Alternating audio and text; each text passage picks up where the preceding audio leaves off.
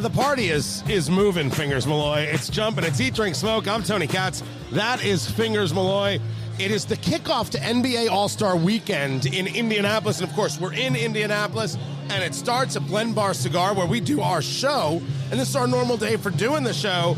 And Espinosa Cigars is here with the Knuckle Sandwich. Guy Fieri is here. Santo Tequila, which is his tequila, and Knuckle Sandwich is his cigar, Fingers Malloy.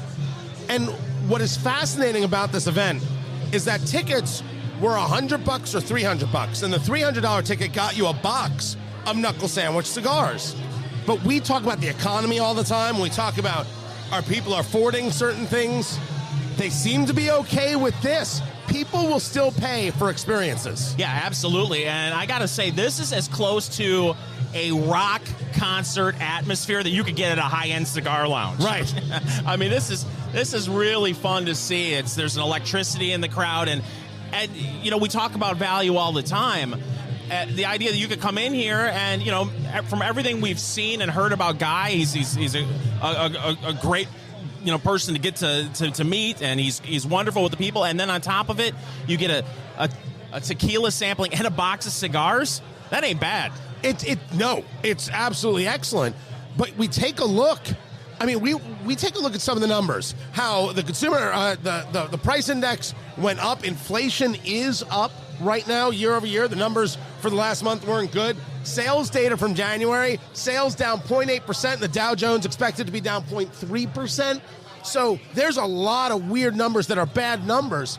But when you provide an experience, people are willing to do it. That part hasn't changed, and I don't know if that has always been the case and I didn't notice, or if that is a response to COVID, and people are saying, well, now if I'm going out, now if I'm doing something, there really has to be a value to it. COVID plus where this, really, I shouldn't say COVID, where this economy is. Or maybe they're making a decision as far as they're going to limit their spending somewhere else. We talked to Erik Espinosa of Espinosa Cigars, and he said, listen, at the end of the day, people who love their cigars, they're going to still buy their cigars. Right. So they see an event like this, and maybe times are a little bit tougher for them, but they say to themselves, I love my cigars, I love the Knuckle Sandwich, I get an opportunity to meet Guy, I'm going to jump on that. So, I mean, when we say this place is jammed, it's wall to wall, and people are still trying to get in. It's a huge event, and the whole idea of NBA All-Star Weekend, I mean, whether you're a basketball fan or not, that's inconsequential. For us, we want to see the city shine. We want to see businesses like Blend Bar, blendbarcigar.com, make crazy cash, and these kinds of things create that opportunity. But again, there's an example. I looked at tickets. Yeah. To getting the weekend's worth of tickets, $7,500 a piece. Wow. To do things for the weekend, never mind just the All-Star game. There are people who did it. Spent the money, Fingers. Flew into Indianapolis, right, to spend the money. And that's one thing, you know, we've talked about since COVID, the city has gone through some struggles. But I don't think, there's one thing you cannot say about Indianapolis is they don't know how to throw a party. Oh, God. This town was built on convention business. Indy's history, like, they saw amateur sports and said, that could be our ticket. That could be who we are. And they built a city around it. It's one of the very few cities that you can have a convention and nobody needs to get in a taxi. Everything is within walking distance. Lucas Oil Stadium, where the Colts play, Gamebridge Fieldhouse, where the Pacers play, everything is walking to everything else. It's pretty spectacular how that works. But in the end, you got to feel like you're getting your money's worth. At $7,000 plus a ticket, I don't know if I'm getting my money's worth. But at $300 a ticket, I'm absolutely getting my money's worth. This is the future, right? Yeah. Give people something exciting and interesting, and you know, build it and they will come. Yes, that, and you feel like you can have part of that NBA All-Star game experience without having to spend the money and actually go to the game. You know, you're part of an event that it revolves around the NBA All-Star game. It's just like, you know, what was it? It has been over, a decade now since the Super Bowl was here? Yeah, it has. And the amount of Super Bowl parties that were here that week, and Indianapolis did a phenomenal job of hosting the Super Bowl. The Super Bowl is priced out for the normal fan, but to be able to experience the vibe of that, having it come to Indianapolis, it's just extraordinary.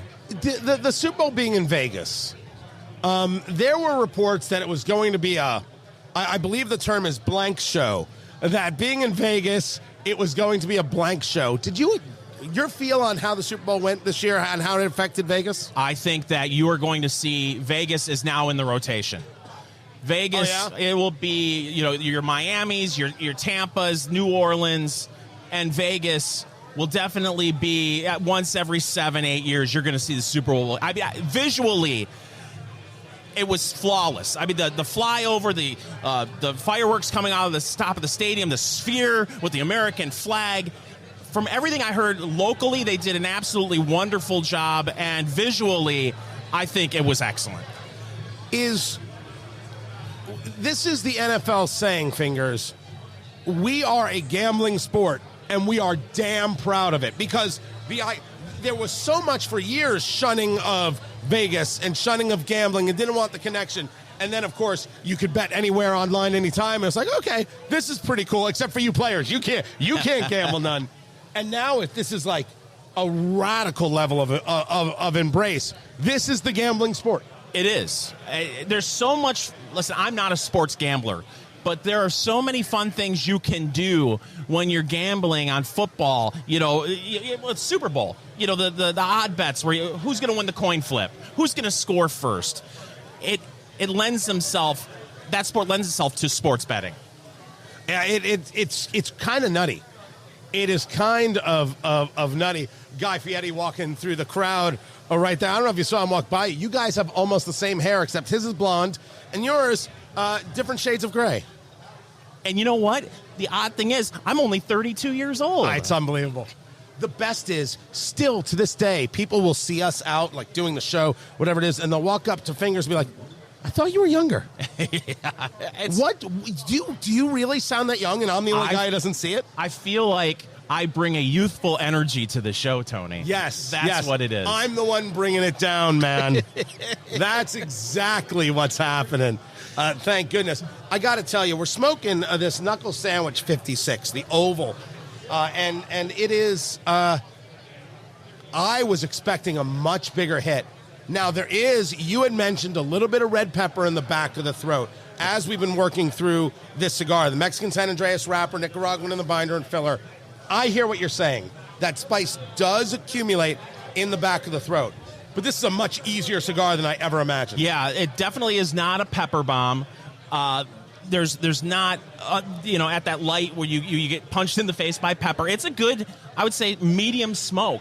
And the construction has been, fantastic. The draw, nice even burn, everything you would expect from Espinosa. I don't actually think I've touched this up. Yep. I don't. We've discussed the fact that Espinosa and Plasencia are making some of the best stuff in America in the world right now. And that's not to knock Davidoff or Arturo Fuente or J.C. Newman. That's a whole different category of beast and being right there. This is just, even Erik kind of alluded to the fact that they're still a bit boutique in that way. But I think at this stage of the game, it's a little bigger than just boutique. Yeah. Nothing says an NBA All-Star party like having the proper cigar and having the proper cigar with the proper tequila. And luckily, we do our work at Blend Bar Cigar in Indianapolis, Indiana, and that's where Guy Fieri and Erik Espinosa are coming to hang out and smoke cigars. It's Eat, Drink, Smoke. I'm Tony Katz. That right there is America's favorite amateur drinker, Fingers Malloy, and that, damn, you're an attractive man. How do more women not just throw themselves at you on a daily basis? I got to stop them all the time. I mean, I get Brad Pitt, that I look like Brad Pitt. Do you? Yeah, all the time. So they lie to you? I don't know what's a lie. I get a younger Tom Selleck.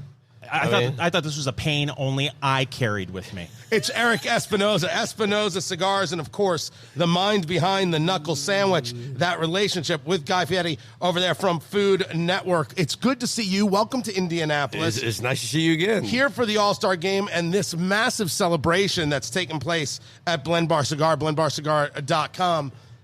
There's no doubt that you've discussed with us that you knew that this cigar was going to be a hit. Did you know that everything you do was going to be a hit? The whole Six Provinces series, how the things turned out with the 601, the Maduro, the blue label, how things turned out with the Warhead. This has been a crazy run Espinosa's been on. It is, but I mean, we do things the right way. I mean, I don't cut corners in life, and one of the reasons that we make the cigar for Guy is that he chose us. He did his research, and he had smoked some of our cigars, and he called me one day and asked me, and I met up with him in South Beach, and he asked me to make him a cigar, and I told him no. And were you playing hard to get? No, at all. Is it, there's been a lot of celebrities that have tried it and it doesn't work. Without mentioning any names, I don't want to knock anybody. And in the cigar world, not too many people care about celebrities. They want a good cigar. And he asked me why not, and I said because a lot of celebrities never do anything for it. Just because it has their name on it, they think it's going to sell. And he looks at me and he tells me, well, apparently I did my research on you, but you didn't do your research on me. And I said, okay, so explain it to me. And he says, nothing that I do half-assed. And when I do something, I do it the right way. I put 100% in it, or I don't do it at all. And I said, interesting. I said, well, he goes, what do you need from me? And I said, I need you to, you make a lot of money. Why would you want to be in this little thing of ours? And he says, because I love cigars, Erik. I just got my star in Hollywood, and I love cigars, and I want to be in the cigar business. And it's not about the money. I want to have my own brand of cigars. And I looked at him straight in the eye, and I said, if you're going to work hard, so am I. So here we are, 3 years later. The brand's doing incredible. And the reason why it's doing incredible is because of him. Yeah. It really is. I mean, I made a cigar for a celebrity, not a celebrity cigar.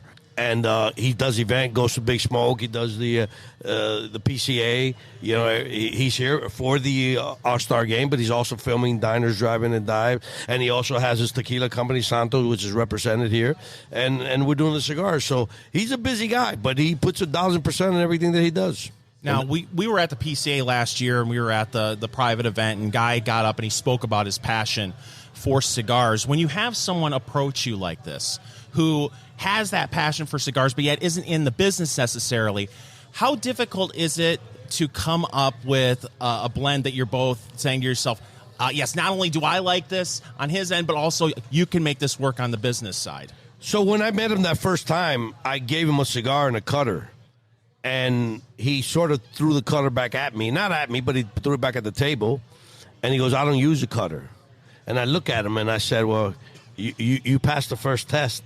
I'm that way. I don't, I'm not starstruck. You're biting? Yeah, of course. Being Cuban, and he bit the cigar and he lit it. And I'm like, he impressed the hell out of me. He really did. He impressed me, and it's been nothing but great. He is a cigar smoker. Okay? He loves the industry, loves cigars. I mean, you spoke to him, and then, he'll tell you how he got started and all that. It's an interesting story, with his first cigar. But he just loves cigars. He's a cigar smoker. He's one of us. Let's talk about the Knuckle Sandwich. This is Erik Espinosa, Espinosa Cigars. The 56. Yes. So I have heard this described by the guys at Blend when they knew it was coming in. It's like an oval. It's not a box press. It's not a standard size. It's an oval. And it's. I don't even know if I describe this as a soft box. How would you describe the 56? An oval. There you go. My work here is done. We can wrap this up. It's it's an oval. It's a beautiful Mexican Sandre wrapper. The reason it's called 56 is because he just turned 56. We did a 55 last year for him, and it just went crazy. And so we made more this year, and we sold them out in like 10 seconds. We gave everybody a certain amount of boxes and a certain amount of allotment, and it just went crazy. And again, I hate to be repetitious, but the reason it's doing so well, A, the cigars are wonderful, and B, he's putting a lot of effort into it. Can you define the effort? What to you? What's the difference between what Guy is doing? And while you don't have to name names, we can do that later off air. Right. What makes it different than what other celebrities have done? Describe that effort. Okay, if you see him in Diners, Drive-In, and Dive, he wears the Knuckle Sandwich shirt. You see him in the last year at the NBA All-Star game. I don't remember where it was at. He's had a cigar in his mouth. He's not smoking it because he's in an arena. He's got a cigar in his mouth.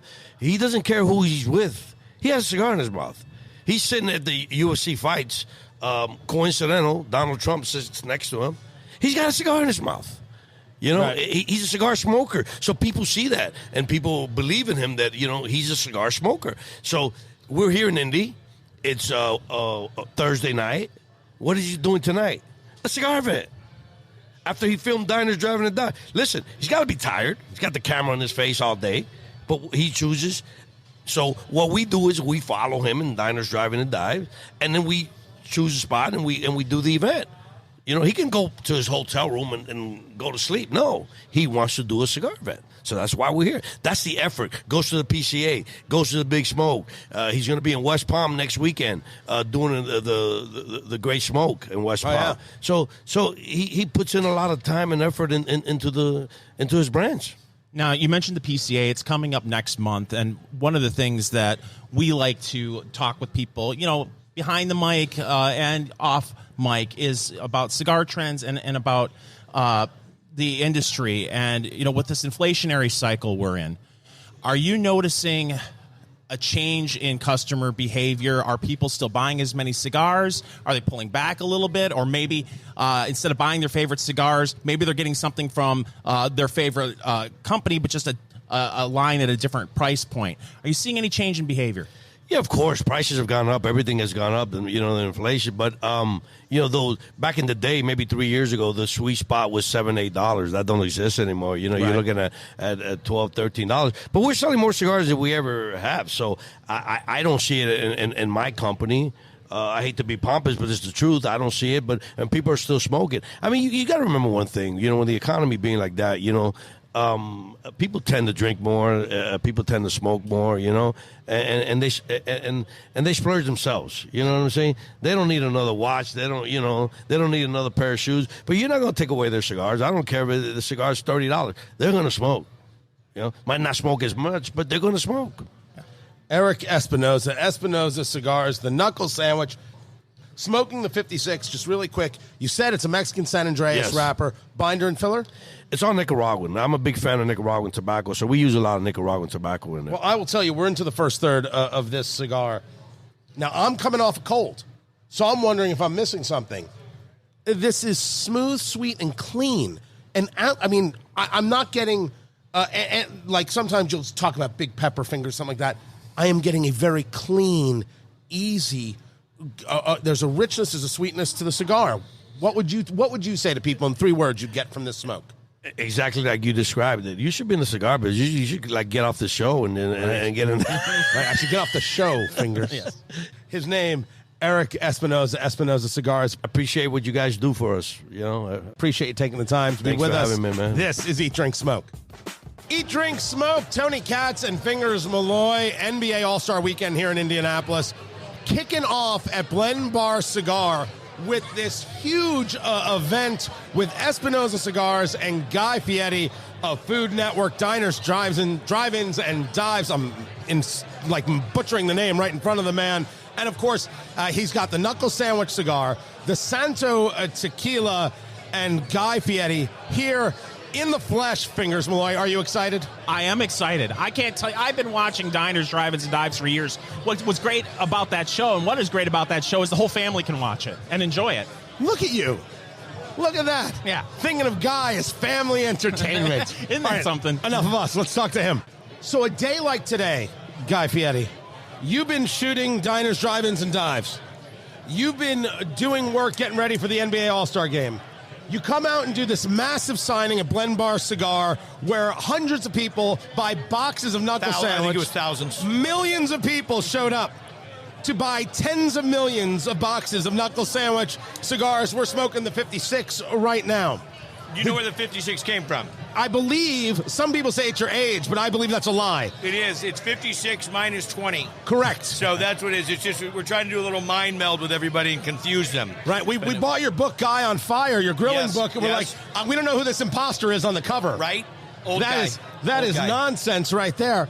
But the question is, when you made this cigar, when you decide to go into business with Erik Espinosa Cigars, and make the Knuckle Sandwich. Right. We talked about it when we were in jail. Was this the moment The end of an insane day. Was this the moment you were designing a cigar for, or was it for something else? Literally, I was designing the cigar because I wanted to smoke it.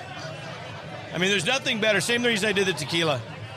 Making money out of it is hopefully going to happen. But the reality of it is you do the things you love, like you guys do in the show.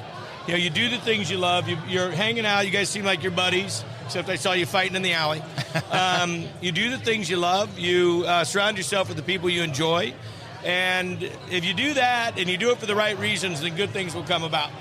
And so I always wanted to do this. I mean, this has been a lifelong dream. I remember when I first started smoking good cigars, I was about 20.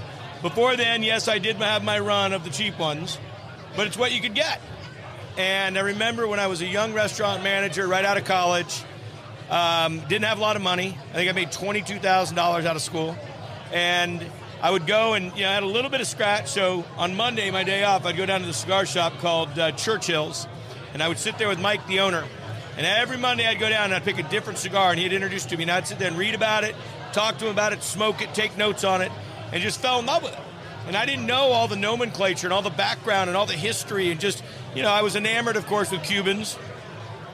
But I was a big Hoyo de Monterrey. Wasn't getting the one out of Cuba, but the Excalibur. Maduro. Made my first humidor myself, and just kind of was always in it.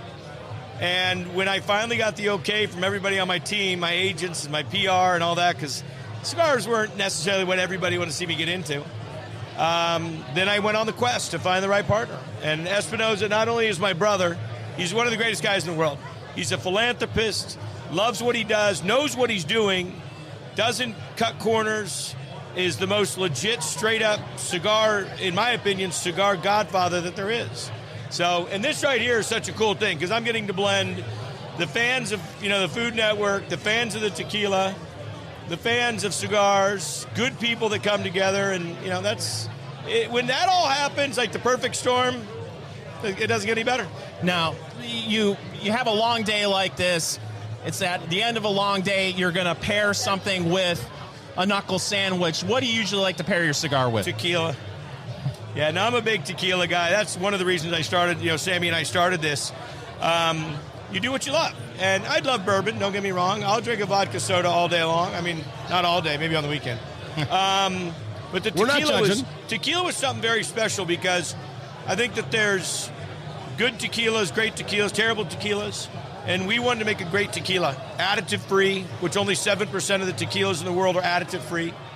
And our idea was, if we make some money, cool. In the meantime, Sammy's like my big brother. We get to hang out. We get to drink tequila, taste tequila, talk about tequila, go to Mexico, do all that kind of stuff. So it's just kind of, it's one of those things. You work hard, you play hard, you enjoy it all at one time if you can. Yeah. And nobody knows more about being successful in tequila than Sammy Hagar. Quick restaurant question, and then you're out the door. With how the economy has been going, you've got restaurants all over the place. We've been at your place at the Link in Vegas before. What are you feeling? What are you seeing from the consumer? Well, I think that things have changed a little bit since the pandemic. I think restaurants had to pivot a lot. We had some employment issues. People started to figure out how to order at home. So all the delivery services kind of blew up. People learned how to buy online, get things shipped to them, that kind of stuff. We saw a lot of that with Triple D. We saw we did some shows about people sending us food and us cooking at home, and I think that's blown up pretty good. Gold Belly's doing dynamite. But I think it's on the rebound. I think it's changed a little bit. The economy's tough, but us restaurant owners are chameleons. We adapt to the situation, and that's what's taking place. But I got to remind people, if you love those restaurants, if you like going out, if you like having a good time, even when you don't think you should go out, take an extra night. Go support your local places. Don't go to the same place each time. Spread it around a little bit. You'll be surprised. Like Triple D. You'll be surprised if you don't stay on the same beaten path. You get yourself off that, you might run into some restaurants. Like, I've been to Indy a bunch of times. I haven't shot Triple D in a while, but we just showed back up, found 6 new restaurants that are just rocking. You guys got a real good restaurant scene here, so. It's a really good foodie town. It is. Guy Fieri, appreciate it. We've got his cookbook right here, Guy on Fire, Grilling, Tailgating, Camping, and more, because our next book, Fingers Malloy, is, of course, the book about grilling, Let's Go Grill, which will be available Christmas 2024. And I don't know if it's going to be as involved as Guy Fieri's book. We're writing another book? Yeah, of course we're writing another book. Why wasn't I informed about this? I believe I sent emails. I oftentimes forget to check my electronic mail. You should. I think maybe the problem is you call it electronic mail. That's probably what it is. That could be the issue. This cigar, as we were discussing earlier, easy. This is the 56. This is the oval. So this is the same blend as the Knuckle Sandwich 55, which was made for Guy Fieri's 55th birthday. This made for his 56th birthday. It is the same Mexican San Andreas wrapper with the Nicaraguan binder and filler. It's just a 6-inch cigar, as opposed to a 5-inch cigar. And it's this fantastic oval shape, not a box press, not even a soft box. It's a classic oval. Feels good in the hand and is smoking, as you brought up earlier, exquisitely. Yeah, that, again, the construction we talked about, neither one of us have had to touch this up, and we're working here, too. So we've had to put the stick down, pick it right back up. It is very low maintenance. And I don't know if we've gotten a price point on this yet, but everything I think we are in that Espinosa sweet spot, $12 to $14. I mean, these should be in your humidor. Oh, I could do this daily. What is knocking me over is that I was so expecting some big punch. This is easy. There's a part of me that is screaming for one of those easier parts to come out a little bit more. There is a gentle creaminess here. There is a slight tobacco here. There is a slight, I'm not going to call it chocolate. Maybe I want to say a little more nutty. But it is all so slight, and that's nice. That's nice because it looks like it's going to punch you in the face and make fun of your sister. All these slight, subtle notes that the only thing that's picked up for me a little bit is that red pepper flake. Right. But to me, this is screaming for a good cup of coffee. This could be a morning cigar, and that's stupid because you wouldn't predict it. You wouldn't think of it, but that's absolutely true. Coffee would be exquisite with this. Absolutely, positively exquisite. And the Santo Tequila, we're going to be talking more about that in episodes going forward. Find everything we do over at eatdrinksmokeshow.com. We've got a lot of video from this event that we're going to be compiling, putting together, putting over at eatdrinksmokeshow.com. This is Eat, Drink, Smoke. There is no doubt, as we've discussed many times, tequila has taken America by storm. I mean, COVID proved it. And also there was a little bit of politics in it. The tariff situation, the tariffs on bourbon and things coming out of Europe made tequila a much more cost-effective option by just because. But also tequila has gone from the thing you do the body shot with, Fingers Malloy. Yes. To something you sip and enjoy. It's Eat, Drink, Smoke. I'm Tony Katz. That is Fingers Malloy. That is Tom Brinkley. He is the national sales manager for Santo Tequila. This is Guy Fieri. This is Sammy Hagar. Now, we think of Sammy Hagar as Cabo Wabo, but this is their new tequila in a series of different iterations. Tom, good to have you here, have you with us. Talk to me about not just Santo Tequila, but how tequila has exploded across the United States. Yeah, well, thank you for putting me on. So tequila, as you probably as mentioned already, that's the hottest spirit in the distilled spirit category. You now can go into many liquor stores and bars. The tequila selection is larger than the bourbon selection. It's by far larger than the vodka section. So tequila is exploding. To me, it's the more healthy spirit versus vodka.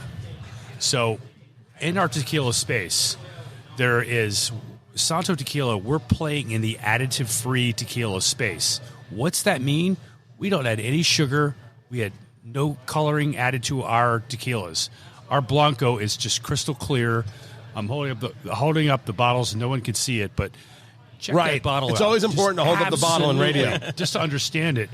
And we have a Blanco, a Reposado that's aged 4 to 6 months in bourbon barrels. If you look at our tequila, a consumer goes in, they can see our tequila. There is no caramel color added to it.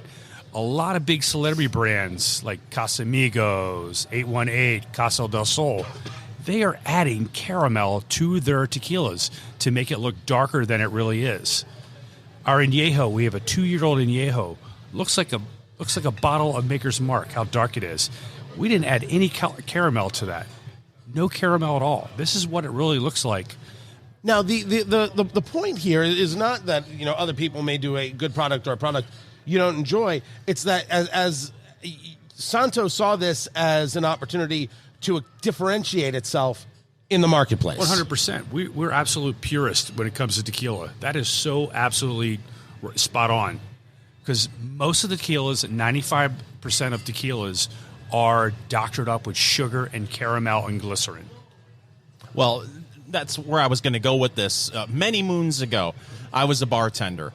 And I can't tell you how many people I would serve when tequila came up. They swore off it because they had a bad experience with, lower brand of tequila, and so they have misconceptions about what tequila is. Right. If you want to reintroduce tequila to someone in your brand of tequila, to someone who maybe has sworn off tequila because of a bad college experience or whatever, what kind of flavor profile can they expect from some of these? I'm really glad you said that. And when you meet Guy tonight and he tells a story when he was drinking tequila and I was drinking tequila and I was in college, I was drinking Jose Cuervo. So Guy will tell the story when he's drinking tequila, in college, he broke out in handcuffs. So having said that, tequila's back when I drank tequila. I'm 56.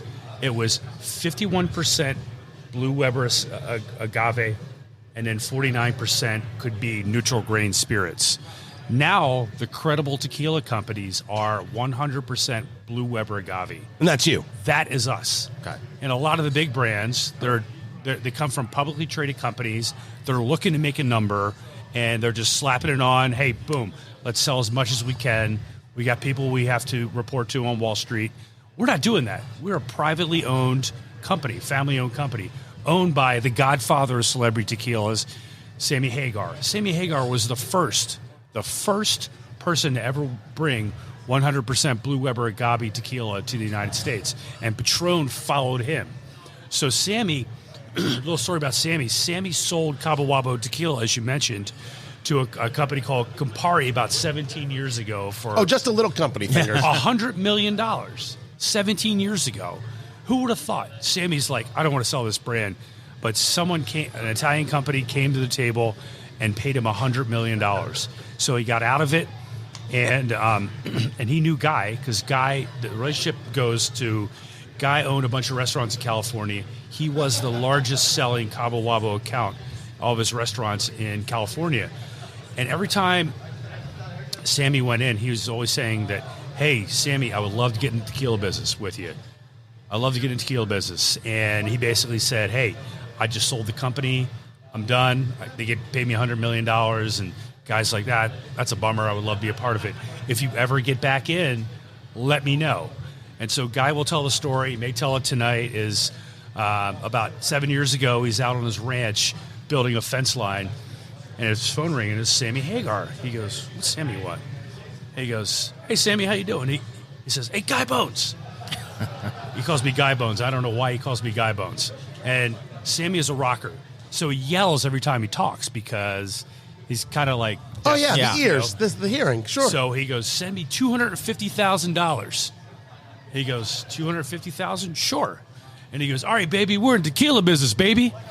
So Guy calls up his CEO, Reed Stratton, and he said, "Hey, I'm in the tequila business. Sammy told me to send him $250,000. He goes, "Well, you're going to spend a lot more money than $250,000. Now he's into it for millions." So the whole thing is, credibility factor was huge for Guy to get in because of Sammy Hagar, the godfather of celebrity tequilas. Talking to Tom Brinkley. He is the national sales manager for Santo Tequila, which you can find online at santospirits.com. Let's get back to this tequila itself, and in breaking in and getting into the marketplace, getting into shelf space, which is extremely important certainly when you have the names Sammy Hagar and Guy Fieri, it's an easier thing to do. But the product has to work for people to keep it. What matters more? You're the marketing guy. I understand how we make it. You've got 4 different styles to choose from, hitting people in their different places. That Blanco that you're talking about, the Reposado that you mentioned. Is it the marketing of their names, or is it that the juice has brought people back? It's really got to be in the bottle. Absolutely. Having Sammy and Guy own the company, they're 2 good friends that own the company. They are tequila aficionados. It's all about what we're making. We are making this tequila at El Vito Distillery, a family-owned, family-run distillery that's been in business for 85 years. It's credibility. It's not a label that you got 2 celebrities behind and we're buying juice from, some random distillery in Mexico. This is a family heritage tequila. Juan Eduardo Nunez, who is the master distiller, is best friends with Sammy Hagar. The 2 of them have known each other since the Cabo Wabo days. That's what it's all about. It's relationships. It's the quality of what we're making our tequila. So it's additive free because there's so many celebrity brands out there, and we're not selling this just for the celebrity aspect. It's about what we have in the bottle, additive free. That is paramount to what we have. It is santospirits.com. That's where you go to check it out. Tom Brinkley, national sales manager, brand manager. Sales manager. I said it right the first time. You did. Of Santo Spirits. I appreciate you taking the time. Valentine's Day has come and gone. Unless, of course, you're celebrating this weekend, in which case, have a lovely Valentine's Day. If, of course, you can afford it. Tea, Drink, Smoke. I'm Tony Katz. That is Fingers Malloy. I must admit, I did not buy the roses for Valentine's Day. I did not buy the chocolates for Valentine's Day. It could have something to do with the cold. It's like, I'm not celebrating anything. Just please, God, let me nap and leave me alone. That's all I'm looking for. Are you a big Valentine's, let's celebrate kind of guy? No, but it sounded like actually you were expressing the thoughts of some people who are currently married. Good God, just leave me alone. No, I'm not saying that about my wife. I'm saying that about everybody. It's such a miserable, stupid cold, and it's the cough, and it's the sinuses, and I've got the neti pot, and I got the this thing, and I got the that, and nothing. Whoa. Little bits of help here and there. But what's a neti pot? So a neti pot is a think of it as like a tea kettle almost, pot of water. But the spout has this it goes into your nose, and you put it into your nostril, and then you tilt it, and you put the water through it, and you keep your mouth open, and it'll go through the sinuses and come out the other nostril, and then pour out into a sink. I think that's how they make nougat. Maybe. I don't know. I've not been brought in on the whole nougat factory doings. But that's a neti pot, and what it does is it cleans out the sinuses and the dirt and the dust and everything else, the debris or the debris, however you want to say it, and it's supposed to really help with sinuses and utilizing something like this. But you can't use regular water; you got to use distilled or reverse osmosis water. Otherwise, that's going to hurt, and you can actually get more infections. So fortunately, you should, because of your humidors, have plenty of distilled water on hand. And that's exactly what I used. Exactly what I used. Dude, the studio's coming along so nice. The electric went in today. Oh, nice. Oh, and they're like, so where are you going to put that big humidor? I'm like, I don't know. I want an outlet everywhere. 1,700 count humidor. I don't care where I put it. I'm going to have an outlet right there. It's so good. They're like, so are we bringing in like cable? Are we bringing in Cat 6? How are we going to bring the internet? I'm like, yes. I want everything. I want the Cat 6. I want the Cat 1 through 5. I want every cat. I want the cool cats. I want the crazy cats. All the cats. You forgot the stray cats. I want the stray cats, and they better damn well strut. That's what I want. Oh, it's looking so good. But you did not go overboard for Valentine's Day. No. Because for some of us, Tony, every day is Valentine's Day. You know, my personal motto, I've shared it with the folks on several occasions, and I'll share it with you again, Tony. Live, laugh, love. That's who you are. Yes. That's who you are. A dozen roses. Let's say you want roses. You want to get the classic. Dozen roses. First of all, the purchases of flowers on Valentine's Day, 2.6 billion across the country. Oh, wow. 2.6 billion. Roses, on average, the average cost for a dozen roses, Fingers Malloy, $88.61. How is that possible? I don't know. I have absolutely no idea. Okay, now, to be fair, I have not stepped inside of a florist building in a long, long time. But I have a florist building, a full florist building, a business, a florist business building, a shop, florist shop. I've not walked up to a florist and said, "Shopkeep, give me a dozen of your best long stem roses." Having said that, I have gone to several grocery stores in the metropolitan Indianapolis area where they have roses. Are they long stem roses? No, but I just happened to see this week roses, a dozen red roses, $29.95. Now that still seems expensive, doesn't it? It does, but my question, Tony, is this: do women really care whether the stems on these roses are long, or if they're just a regular short stem rose that you get at a grocery store? It's a thought. I don't know, but I have been making the argument that if the person you are with is demanding the long stem roses and demanding all the standard stuff, the chocolate, let's say, and demanding the jewelry, I think you need to find somebody else to be with. Yes. Well, I look at Valentine's Day and I see abuse.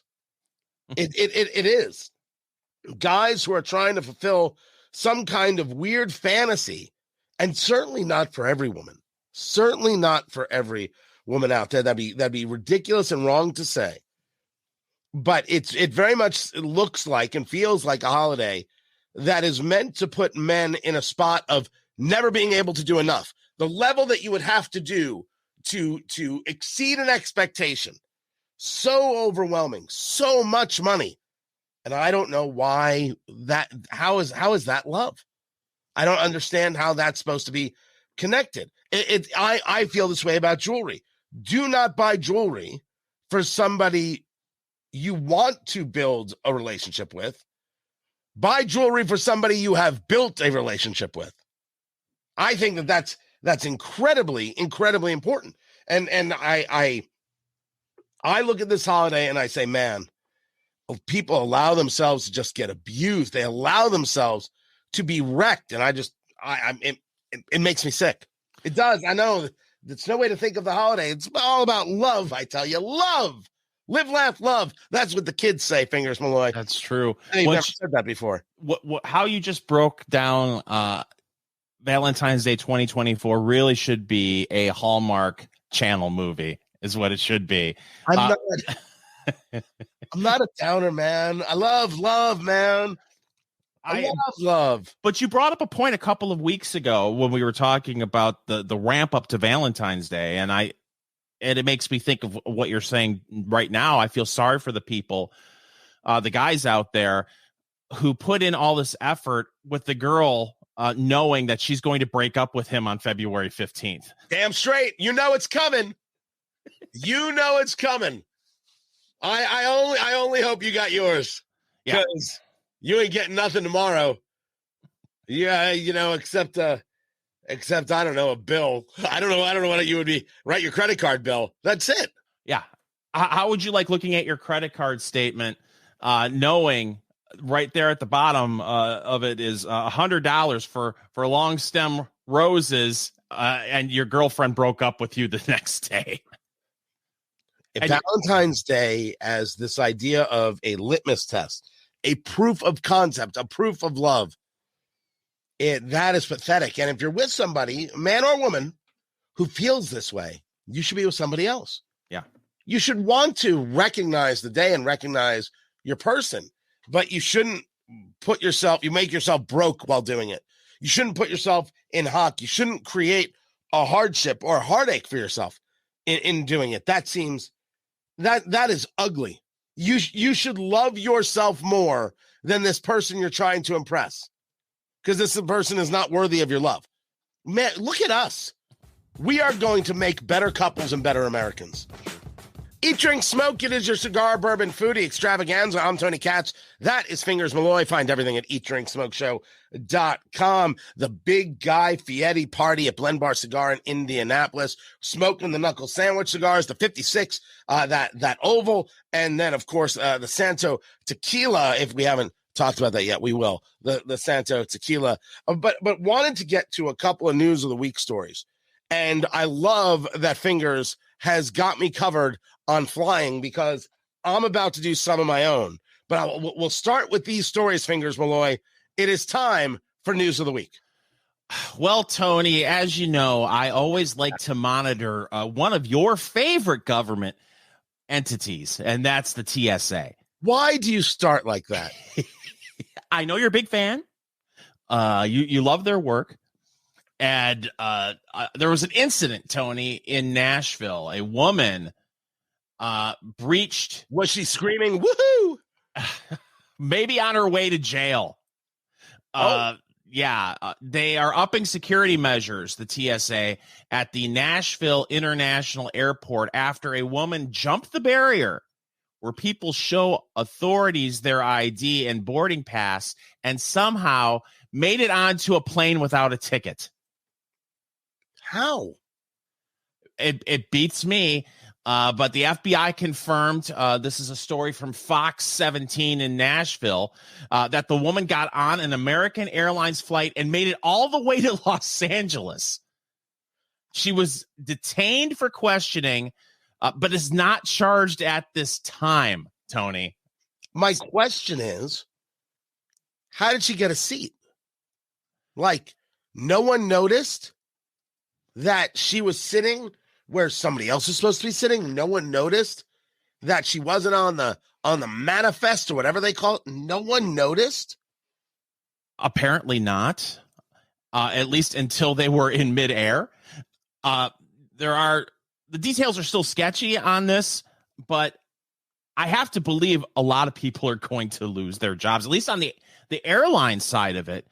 The idea that they somehow, this lady somehow got by the ticket agent, got on the plane. No flight attendant noticed that this person shouldn't have been on the plane. I don't know about you, but the amount of times I've flown and somebody's tried to either move to a different seat and they were told to go back to their seat because it wasn't their assigned seat, or they tried to go up to first class, that's noticed. But someone getting on a plane that they shouldn't be on and then fly to Los Angeles from Nashville, and she gets through. This is amazing. Let's take a step back. When she jumped, what could she jump? She had to get through security. So she didn't go in the line. She just walked right through the metal detector or whatever that screener thing is. She went over some empty area. She jumped over an area that wasn't currently being manned at the time. So that's what happened. Somehow she jumped the barrier, and either nobody noticed or they did notice, but apparently there wasn't a lot of cat-like quickness at that particular checkpoint from the TSA to be able to run and catch this person before they somehow got down. You pull everybody off the planes and you go through it all over again. My problem is that you're wrong. No one will be fired. No one will get fired. Are we placing bets?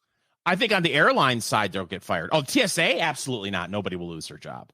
So on the airline, because they were able to walk on a plane without, scanning the thing. Yeah. I have no idea how that happens. Like, how many things have to work out in your favor for you to be able to do that? It's like one of those Jesse Eisenberg movies with Woody Harrelson. Everything's working out and the cards flying every which direction. I want to know more about this woman's story. Okay, is this woman, does she have some mental health issues, or was this a situation where she had a ticket to go somewhere else, but maybe she got to the airport way early and she went to the airport bar and had one or a dozen too many and just decided that, in her head, YOLO, I'm gonna live my best life, and my best life is just jumping on a plane where I don't have a ticket. I'd like to know more about this, but what's amazing about this is how did this woman get away with this and is not charged with a crime? I mean, for nothing else, she traveled for free. At this time, she's not been charged. How can you not be charged? Wait, exactly. How about breaking and entering? How about theft? Mm-hmm. There must be some federal statutes involved here. If I raise my voice to a TSA agent, I go to jail. I'm on a list. But you can just walk right by, and someone's got to go to jail. It's like Harvey Keitel. Someone's got to go to jail. I don't know how you can release information that this happened and then say she was detained for questioning but is not charged at this time. I don't get it. That's the end of society as we know it, right? Yeah. Like, this is it. Next story. But, Tony, if you want to pay for an airplane ticket and travel the correct way. Do I look like a sucker to you? For a ticket. Just walk on the plane. Yeah, well, a new study by cheapair.com, that's where I go for all my travel studies, cheapair.com. Travelers who wait less than a week out pay 59% more on average compared to their non-procrastinating friends. The best day, the exact day for jet setters to purchase a ticket to get the cheapest fare is 42 days before they intend to take off. 42 days. 42. What happens 42 days before you intend to take off? Apparently, that's the sweet spot where airlines offer around the best deal that they're going to offer for that particular flight. And I'm sure things vary based on how many seats are available. But according to cheapair.com and their extensive study that they did, Tony, 42 days. That's the sweet spot. That's where you're going to get your cheapest airfare. I will tell you that you and I are going to Vegas. Mm-hmm. We're going to the cigar show. We booked those tickets well in advance and made some changes, and it was all fine. But I booked a ticket because, Fingers Malloy, I am going to bring peace to all the world. I'm going to Israel. Finally. Right. I don't know what's taken me so long. That ticket was not cheap. That ticket was not cheap. But I am going. There's this group that we're going to be checking out areas and talking to people, doing interviews. I'm like, yeah, I'm going to go be a part of that. I'm going to go check that out and be a part of the thing. And we have a friend, a doctor, who went to Israel to support hospitals, right? He's a doctor, and he was going to teach people about emergency medicine. And we loaded him up with like a few hundred cigars. And he was everywhere he went. He was handing out cigars left, and he was the Sammy Davis Jr. of cigars. Here you go, kid. That's not Sammy. Wow, that was spot on. I'm blaming the cold. You do it. You do the Sammy. Babe, if you want a stick from me, all you had to do was ask. That's not bad. Thank you. I'll be here all week. Right. Let's try the fish. So I am going to bring all the cigars I can comfortably carry, and I'm going to be there for a week. For a week, Fingers Malloy. Well, I hope you're over this cold, but what kind of challenges do you have to overcome when it comes to flying internationally with cigars? From what I know, none. You're checking it, or you're bringing it in your luggage, and it's normal and it's fine, and nobody has an issue with it. And I'm not bringing anything that's contraband-esque or something like that. So it's all good. It's not going to be a problem at all. I think the problem is going to be the length of the flight and not having a cigar that whole time. That's the problem. Yeah. The New York leg, the New York to Tel Aviv is it's 12 hours on the way back. So it's got to be more on the way there. Yeah. That sounds terrible. Yeah. Yeah. Well, Yeah, luckily, sacrifices you make to bring world peace. Luckily, I'm just gonna, cash out my ticket and just walk on for free because that's loud. This is Eat, Drink, Smoke. Follow Eat, Drink, Smoke on social media, on Twitter @Go Eat, Drink, Smoke, on Facebook, facebook.com/Eat, Drink, Smoke, and Instagram @Eat, Drink, Smoke Podcast.